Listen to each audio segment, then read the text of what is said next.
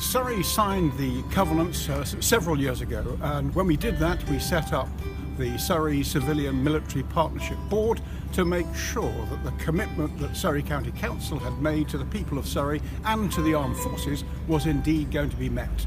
So we have formed a board which meets at least 4 times a year, has the Lord Lieutenant, the High Sheriff, various people from various partnership agencies, which is really trying to make things happen with the armed forces to ensure that no military personnel or former personnel are in any way barred or inhibited from the services that the County Council and all the authorities have.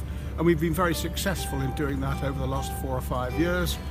Indeed, now we've gone further. We've formed something called Forces Connect South East, which is to roll out best practice in Surrey right across the South East and right across the country. We've been very successful in doing that.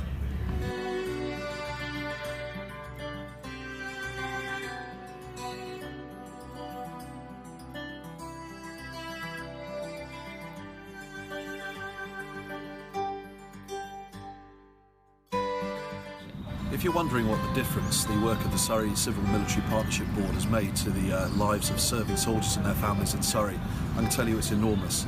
It's quite a large serving military community in Surrey, and many of the young men and women who start their careers in the British Army actually do in the county. So to have military-friendly policies in a county such as this is enormously beneficial, not just for them in terms of their future career, but also the lived experience. We have families, we have children. They need to go to school, they need the support just in the same way as every other civilian citizen does. The only trouble is, of course, we live a bit of a strange life, moving around a lot. So coming into a county like Surrey, where they understand our needs and the requirements, it's really, really important to us.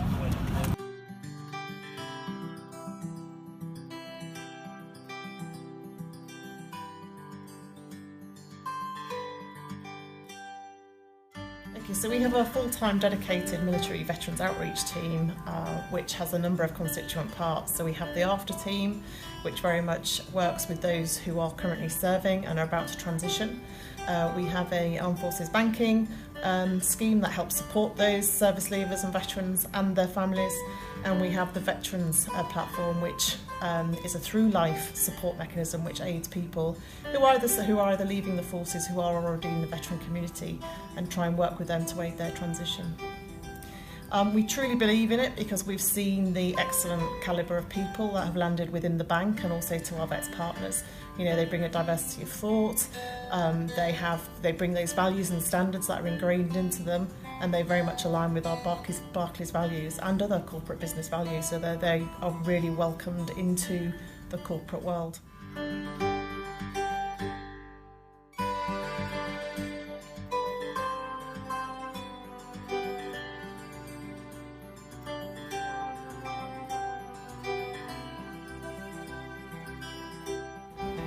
They're a place to meet for people who've served in the British Armed Forces, who've got that family and that committee, that type of family where they've had it in the armed forces, and when they've come out, they just want to meet again each month, maybe have a bit of banter, have a coffee, have a tea, and just talk to like-minded people who've been in the armed forces, British Armed Forces. I think that's it. It's that when you come out, you miss that sense of belonging.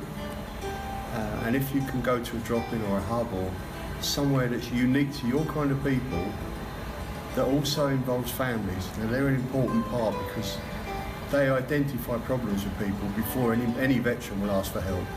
So you get a bit of pre-advanced warning of someone who's maybe going off the rails, but you get somewhere they can go and be themselves. You don't have to prove anything.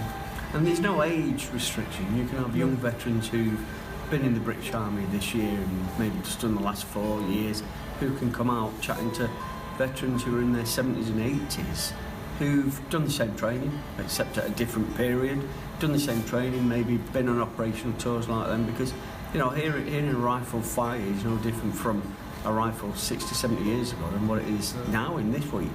So, you know, they've got a lot of things in common which we wouldn't see in our civilian counterparts, other than the blue light in uniformed services who are very much like the armed forces.